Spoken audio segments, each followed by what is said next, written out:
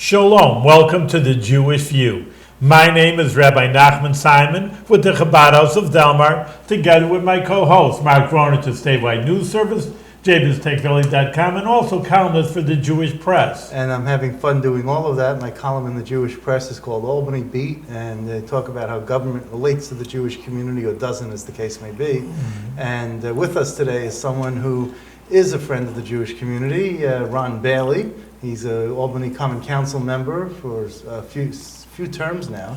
Two terms. Yeah. Well, welcome back to the Jewish View, because you were one of our first guests way back. Thank you. And we're already bordering on our 350th show, or we have more than that now. So, really welcome back. We got a different set, and it's nice. Real nice. So we're moving on up. And how's Albany doing since we talked to you last? Well, we still got our ups and downs. Mostly downs, or mostly? Well, we can find a balance there somewhere, but we're working on it. All right. So we have an institutional budget deficit, don't we? Yes, we do. City. I mean, how do you come to terms with that? I mean, how do we get out of that? Well, continue to work with the mayor and work with the council to get it to a place where we at least has some balance. But is this the right person in the right job at the right time to be mayor? Well, is anybody the right time? Is this the right council in place to support what needs to be done to save the city of Albany? Yeah, but it seems like the council doesn't really make any real changes to the way the mayor proposes her budget. No, well, so that's why I bring it to the mayor's doorstep. Well, like any other mayor that will run for office, they try to make sure that they have their number of votes on the council to push whatever agenda that they want to push. Right. And this is what this mayor did. She came in with her council members to have her vote, and she has the vote. So are you pro-Sheehan or anti-Sheehan? I'm pro-City of Albany. You're pro-Ward 3? Yes. Okay. And my job as the elected official for the 3rd Ward is to vote what is best for the 3rd Ward in the city of Albany. So do you see this mayor doing what she should be doing for the 3rd Ward in the city of Albany? Well, I have some disagreements and I have some agreements. We're still building. We still got projects going and stuff. And the mayor has been there supporting them as well also. I mean, some of the things that I do have problems with, some of our social programs that we don't have in our communities that's not budget and funded for our youth, and that's the main issue right now. Making sure there's budget or funding for programs. Because we have a lot of kids on the streets. We don't have any place for them to go. As a kid growing up here in the city of Albany, we had teen centers, we had all different types of programs, but it just seems like they're not there now. Well, it seems like the money's not there. I mean, there's an $18 million budget deficit. $12.5 million is filled by pilot aid from the state that's run up from the back end of a loan, that pilot loan that we're getting. So, I mean, there's money that comes in, but we still got $6.5 million of a deficit. Yeah, and doesn't that worry you? It worries me. And one of the things that really worries me is that we got such a deficit, but we keep hiring people. This administration has hired people at tremendous high salary wages and stuff, and it was like, if we're in a deficit, why are we continuing to hiring people? We even went as far as trying to put a residential law in place, and sometimes that's not working because we're still hiring people from outside the city of Albany. Oh, that was one of your pet peeves. Yes, I was the sponsor of that. You want to have people who work for the city to live in the city, yes, including police officers. Yes, but I wasn't able to add the police officers, fire, or sanitation workers because they're covered under a state law. They're covered under a state law? Yeah. Like what law that says that they can live wherever they want? Yeah, well, in so many counties within the city, Because I think New York City is an exception to that. Right. Right? Right. Okay. Because I looked up the list, and we actually have people that come all the way from Beacon, New York, No. that works for the city of Albany. No. Oh, yes. Oh, yeah. Beacon. Yeah, Where's That's like Beacon? I don't even know. It's southern Dutchess County. It's like on the Putnam County border. yeah. It's like this small city down in southern Dutchess. It's an hour and a half to at commute, 2 hours. really? 2 hours. Yeah. And you know, it's like wow. I just don't know. I mean, there's plenty of jobs in Dutchess County. You know? Yeah, well, I don't know. What are we doing to attract people? From Well, we're Dutchess tracking them way up here, so we got to be doing something right, County? Or wrong. right? So what's so I mean, I just look at the way the city is going, and I just see a lot of homes, for example, that were built for a different age. Streets, the widths of streets that were built for a different age. Mhm. You know, you park on both sides of a street, and you have two-way traffic, and you can barely get through, and one car has to pull over to let another car Right. through. It happens not just in the lower wards, in the upper wards also. I mean, we got to do something to make the city more attractive in terms of wanting to live here. I mean, you have houses that have one-car garages, that have detached garages, that don't have enough closet space. They're built for an era where you put your clothes underneath your bed in drawers, you know, and it's just not conducive to what people want today. Well, Mark, one thing about the third ward, we don't have too many garages and driveways. So most of our parking is done on the streets. You know, we are redeveloping the third ward, Sheridan Hollow, even on Broadway and stuff. And we took some of those office buildings and made them into apartments and lofts. You know, and there's steady growth going. We're trying to make it a mixed commercial community Use, yeah, mixed commercial now. use, yeah. So, and it's kind of working, and people like it. You know, the difference that's coming in the community. Yeah, your district takes in that theater arts district, doesn't it? Yes. So that's where a lot of that co-mix development is going on. Yes. What are the borders of your ward? Oh, I go Just in general. from South End.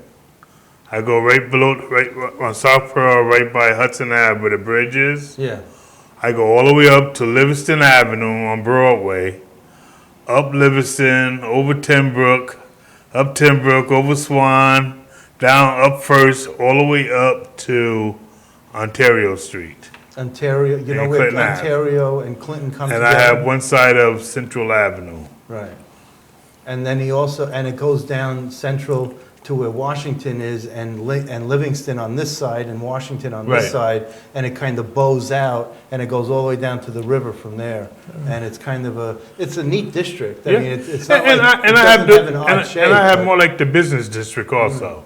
You know? do. Yeah. And I think that's something that needs to be looked at in terms of how do you get more business. Well, we've been doing pretty good getting little businesses on Central Avenue and the little storefronts and stuff. You know, we have plenty of ribbon cuttings lately. But do you feel like as you get one or two or three or four, you still get 4 or 5 closing? Not really. No. No, not really. Actually, Central Avenue, with the Central Avenue bid, has been working real good in making sure businesses are coming in. So working with the Central Avenue bid and City Hall, we've been Yeah. able to do pretty good getting businesses Of course, we have Terra Restaurant on Washington, which is a kosher restaurant. Right. Got to put a plug in for them. in. Yes, yes. Actually, I did some work with Tara. You did? Yes. Great. Yeah.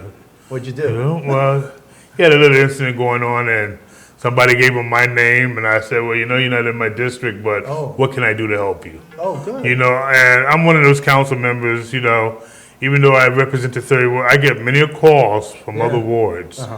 that people ask me to help them. And I said, well, you do know your council person is so-and-so. Yeah. They say, yeah, but they don't pick up the phone, or I can't get a hold of them.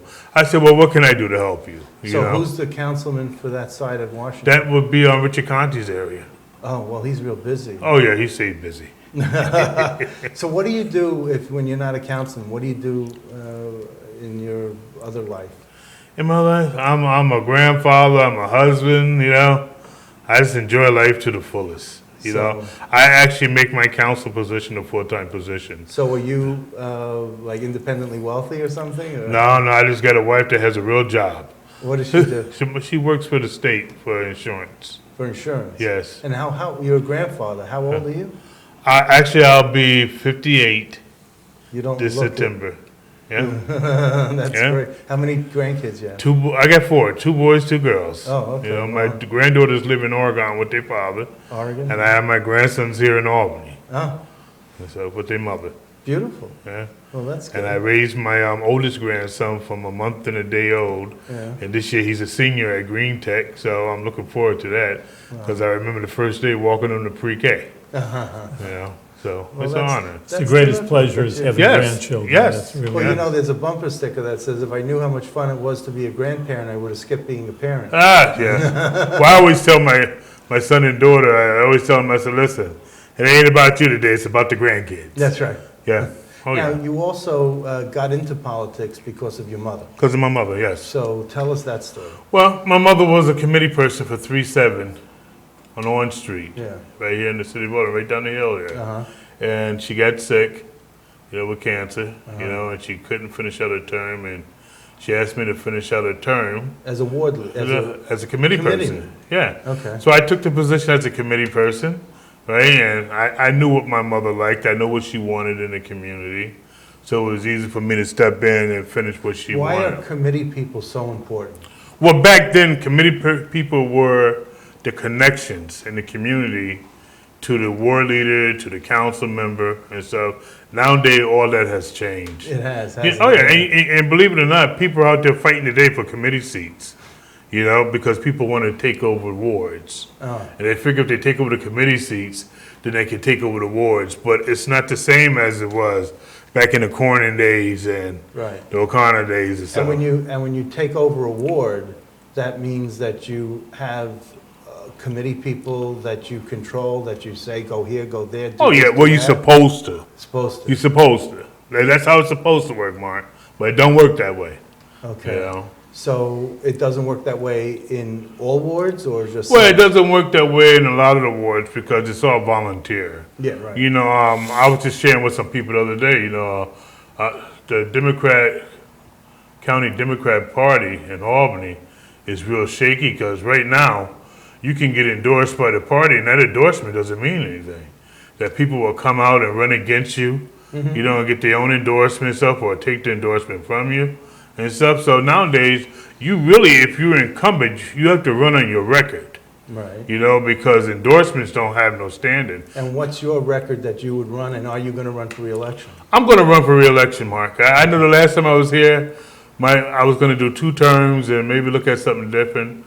But you know what? I got some things going on that I'm still doing, rebuilding the 3rd Ward, and I want to see them come to fruition. And it's 4-year terms. Yes. So at least one more. At least one more right Time. now. Yes. And where, what are you fighting for? What do you know, what have you done and what do you want to do? Well, we have done a lot of redevelopment in the 3rd, got rid of a lot of the blight that's in the 3rd Ward, Okay. which was one of my things I ran on, rebuilding communities and neighborhoods.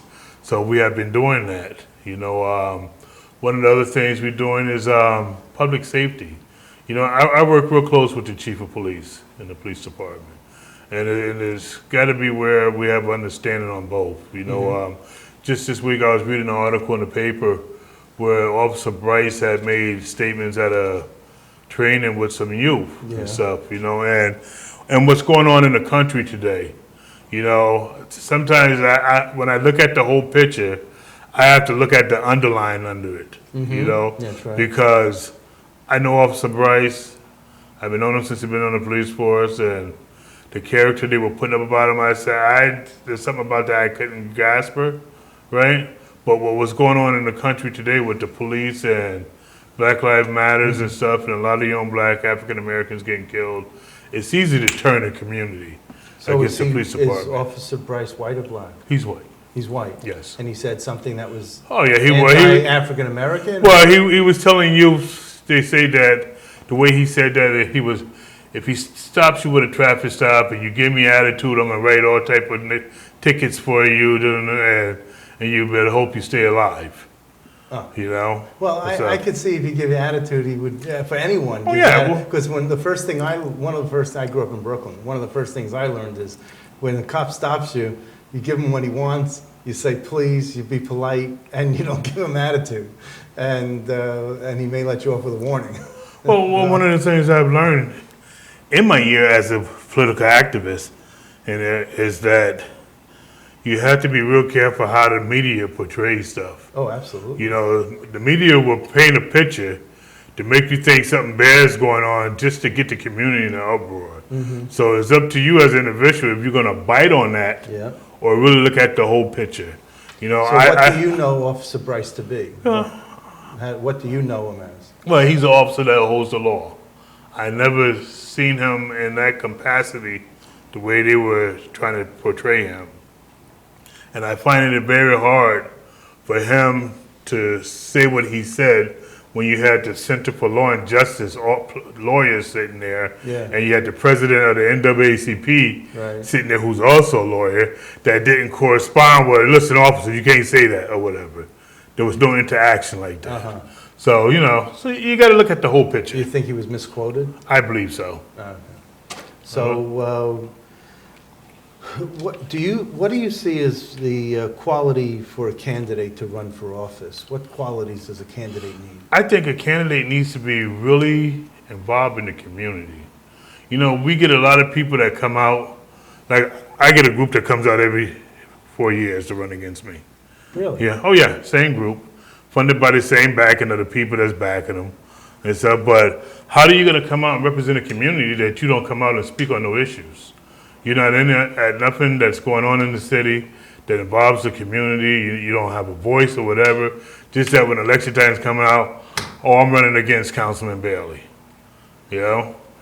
And I even had some say that they said he doesn't do anything. Oh, really? Yeah, and I was like, all right, I'll go with that. I don't do anything. You know, ask my wife and my grandkids. Right. You know how many times I'm leaving home 2 Well, or the 3 fact o'clock that in the you're morning. full-time as Yeah. a councilman, I mean, doesn't You know, leave listen, anyone...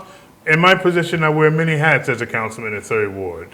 You know, I'm in schools with parents. I'm in courts. I take people to the doctors. I take seniors to the grocery store. You know, I use up the money that I make at City Hall. I use it to transport people around. Wow. You know, to do what I need to do in my community. You know, I don't know what the rest of my council members are doing. You know, they got each got all different jobs, or they got property or whatever. You know. But it's a $20,000 a year job? Oh yeah. Yeah. You know. And Plus you get health benefits. Yeah, but we your get health But benefits. your wife picks up your health benefits. Oh You no, don't- actually, I carry the health benefits. You carry for her? I carry for her and my grandson because I have custody of my oldest grandson. Okay. You know, so it makes it easier on her since she's the breadwinner. Oh. You know.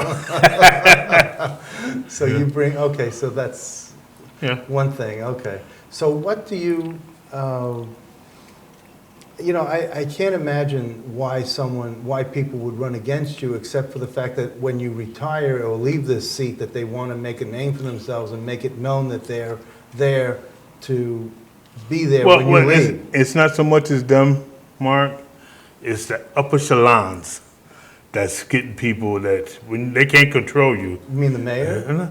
Well, it can be the mayor, it can be the county exec, or whatever. Carolyn McLaughlin? Not Carolyn No? McLaughlin. Okay. But But she's the party chair. yeah, that's she's why the I'm party. I asking. work with the party chair, so Okay. but I know that I supported Dan McCoy in his race, Yeah. and I still became a target by Dan McCoy and his people and stuff, So because Judd Krashner, Yeah. was supporting Dan Egan, Right. and for somehow they mistook to put Ron Scott on there, and they put Ron Bailey on the literature.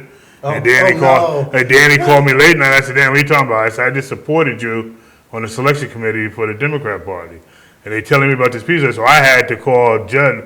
What do you got my name on such and such for? Oh. I had to call the media and all them. So listen, I did not advise them to put my name on that. Oh, but That must sting. And it's not only that. I went against Dan McCoy when they were talking about the nursing home. Yeah. Because a lot of the people that work at that nursing home came from my community. So I was concerned about jobs being lost. Right. I was concerned about some of the patients in it that live in the 3rd Ward, that their families will have to travel far to visit them if they shut that nursing home down. So, I became a target from that also. And then I became a target because a group of them didn't want St. Cashmere School on Sheridan Avenue.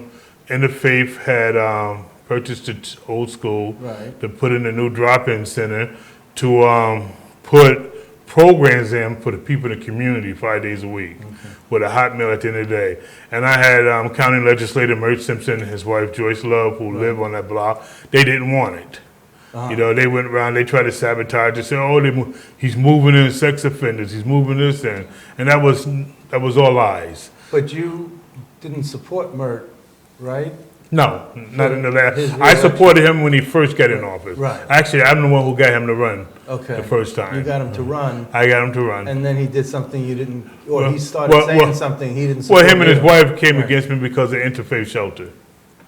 Because they didn't want, the drop-in center there. And you can't work this out like quietly, Oh, privately ahead no, of time? no. Listen, they came as far as to the council. They were trying to get the council to reprimand me. It And sounds like it's a lot of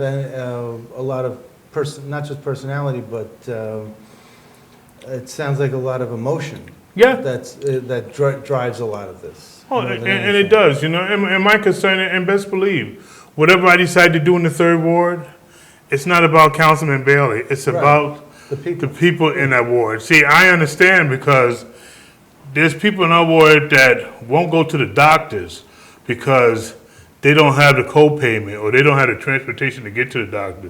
So we take that wellness center next to the St. Cashmere Center and we put a nurse in there 5 days a week so she can see people in the neighborhood. And if they need to get to the doctors, then we can refer them to a doctor. We got doctors coming in. It's about the welfare of the community. It's about, putting a washer and dryers in there, having access to phones, to emails and stuff for people in the community that can't afford it. Why, if you're an elected official, and these are the same people that you're supposed to be representing, why are you against them so? Right. And it's a hard understanding. So then you supported someone who ran against Mert? Yes, for I his did. I reelection, supported Sam Coleman, who has a record. who has a record. Why did you support someone who has a record? Well, you know what? Those who live in glass houses shouldn't throw stones. Okay. Because I'm a true believer that if we take somebody who's known on the streets Yeah.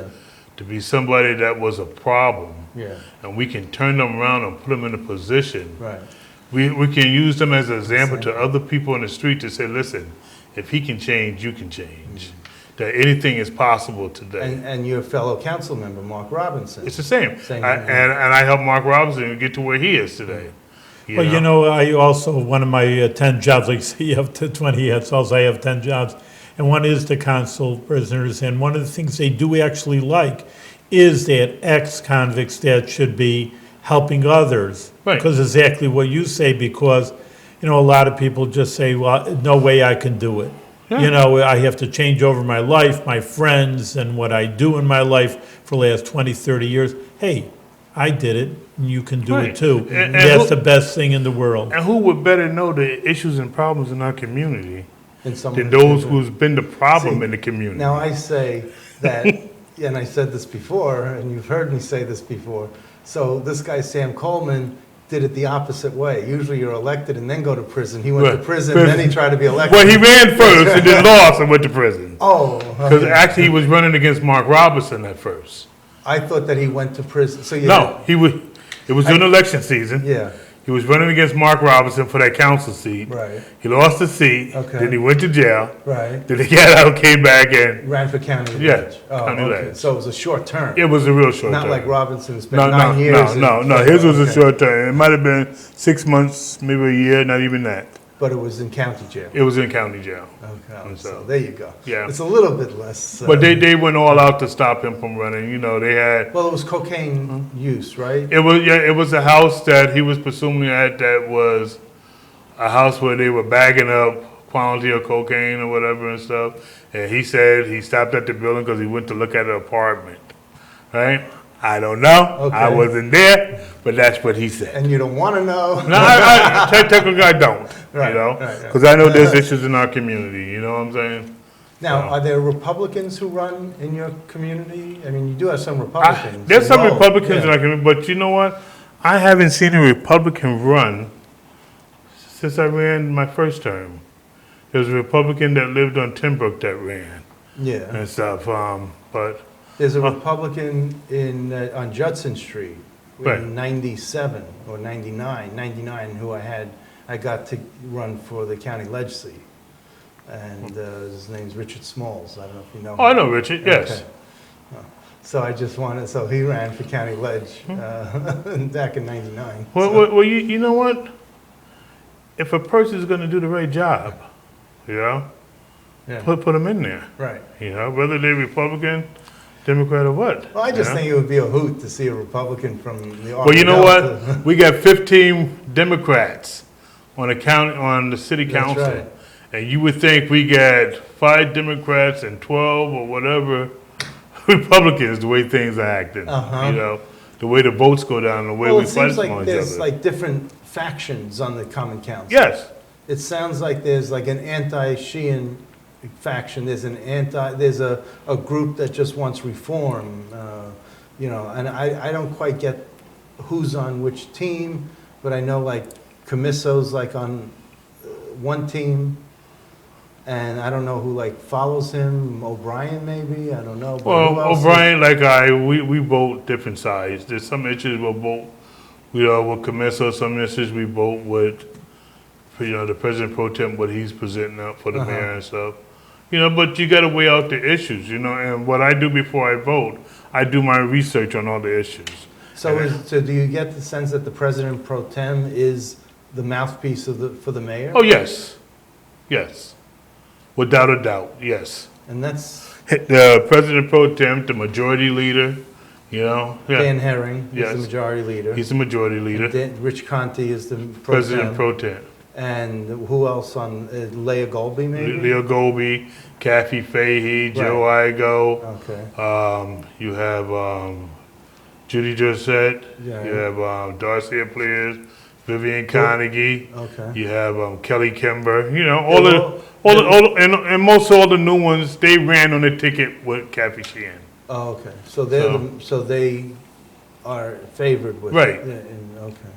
It's interesting, no one broke away from, while they ran with her on the ticket, they didn't break away like you have people that you helped get elected, but they broke away. Oh, yeah. You know. Yeah, I get to the place now, you know, when people come to ask me to support them, I was like, I don't know, a month down the road, you're going to be coming after me, you know, because we don't see eye to eye on stuff, you know? You should sign a pact, you know, a friendship pact or something. Well, you know what, but my thing is, Mark, you know, to each his own. Yeah, I You know. know, the people in the community see what goes But on. this is what upsets people about politics also, the pettiness. Right. And that's what upsets people. Well, you know what? That's why I tell them, you will not catch Councilman Bailey out in the street having an argument and fuss with somebody else that's running against him, because that's not me. I represent my constituents, I represent my family, I represent my church. So I'm not gonna be out there hooping and hollering with people, Yeah. you know, because your view is this way and my view is that way. So I want to get back to this. What did you do before, like, when you graduated school? What did I do when I was little? I used to be a cook, Yeah. right? From cooking, I went and worked as a childcare worker at Berkshire Farms, Okay. right? And I also worked in Whitney Yards as a substance abuse counselor, Okay. outreach counselor. My thing when I was in court, getting people out of court and get them into drug court, get them into treatment. So you could maybe see by looking at someone whether they're on drugs or not. Yeah. I can watch their body language and Their their eyes. behavior Their and eyes, stuff. Yeah. yeah. Yeah. Says a lot, doesn't Yeah, it? you know. Well, you know, that's why when you sit there at those meetings and I listen to the people that come up for public comment and Yeah. stuff, you know, and stuff, I watch their body language and I watch them, you know, because I was taught to study people. Right. You know, I had a lot of people get mad at me because I wouldn't vote for the resolution for the pipelines. Uh-huh. Right? And the reason why I didn't vote for it, and I explained to them, I said, you guys brought us 6 resolutions that you changed 6 times, right? And in each of those resolutions, there was no information about the air quality control or no information. Now, they had put the information out that the pipeline was going to go through the south end, through the projects and that, but when we called for the pipeline people to come in, they gave us a map showing us where the pipeline is actually coming through the port, more in Bethlehem going up, you know? Right. So I said, well, the city of Albany really don't have a say-so if that's where the pipeline is going. Let's talk about making an issue out of Yeah, nothing. you know, but I became, target I again. became a target. I was attacked by Willie White of Village One and all that stuff. But, but I was all right. I learned a long time ago, when you're in politics, you got to have thick skin. Well, you do. You have know? a lot of skin and you have a lot of thick skin. So I take it with the rose, you know what I'm Well, saying? Ron, you've always been a friend and continued success. And Yep. I really glad you found the time to be on the show when you're so busy dealing with constituents. Oh, yeah. Thank you. And this is petition time, so Okay. I cut it short just so I can make it Well, here. thank All you right, very Ron, much. very Yeah. good. Keep it going with good success, and we'll Yes. check in with you in the future to see Oh, what's yes. happening. Yes, Okay. indeed.